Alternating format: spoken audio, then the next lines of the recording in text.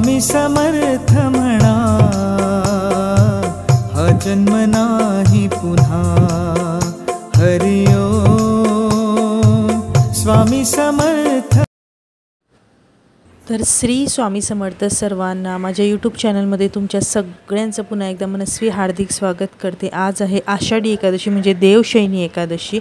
आषाढ महिन्याच्या शुक्ल पक्षात जी एकादशी येते तिला देवशयनी एकादशी म्हणतात। तर आज ती एकादशी, तर आजच्या एकादशीच्या दिवशी सकाळी पूर्ण पूजा म्हणजे सकाळी देवघरातील सर्व पूजेचं देवांचं स्नान वगैरे जे दररोज आपण करतो ती पूजा आटपून झाल्यानंतर मी उंबरठ्याचं लेपन केलं हळदीने।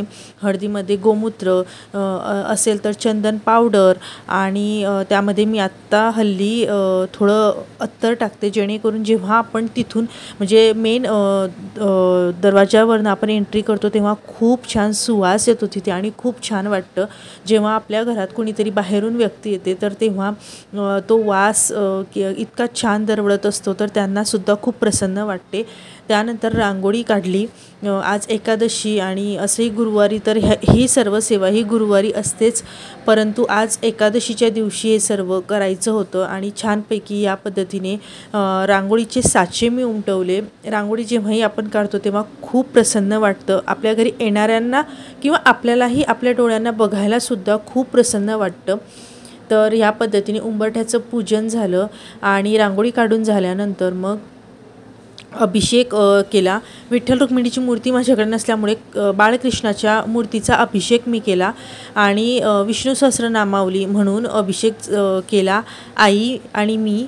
तर आई मोबाईलवरती 1008 नामावली लावली होती आणि पुस्तकामध्ये सुद्धा म्हणत होतो।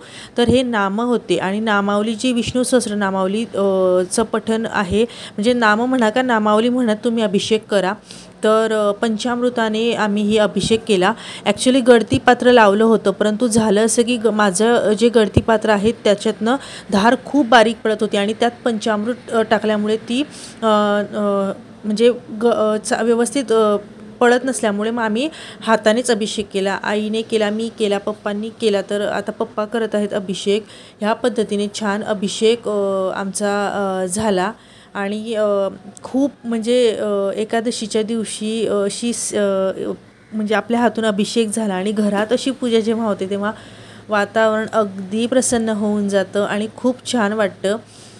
तर आमचा अभिषेक झाला त्यानंतर आम्ही छान पद्धतीने मी एक दिव्यांचं बोलवलेलं होतं। मध्ये एक मोठा दिवा असतो आणि आजूबाजूला छोटे दिवे असतात, तर ते मी बोलवलेलं होतं।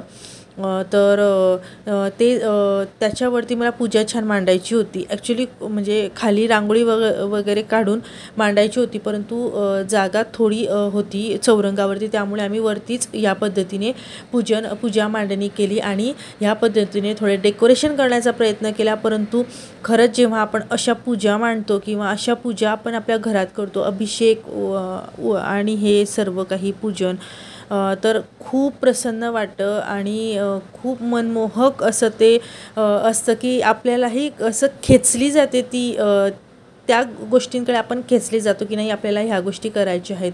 तर मी पूर्ण तुम्हाला असा व्हिडिओ दाखवते की पूर्ण देवघर आणि अशी पूजन मी मांडलेलं आहे। तर अशी छोटीशी पूजा आज आमची संपन्न झाली, खूप छान वाटलं। तर केलेली सेवा मी स्वामींचरणी अर्पण करते। श्री स्वामी समर्थ। जय जय स्वामी समर्थ।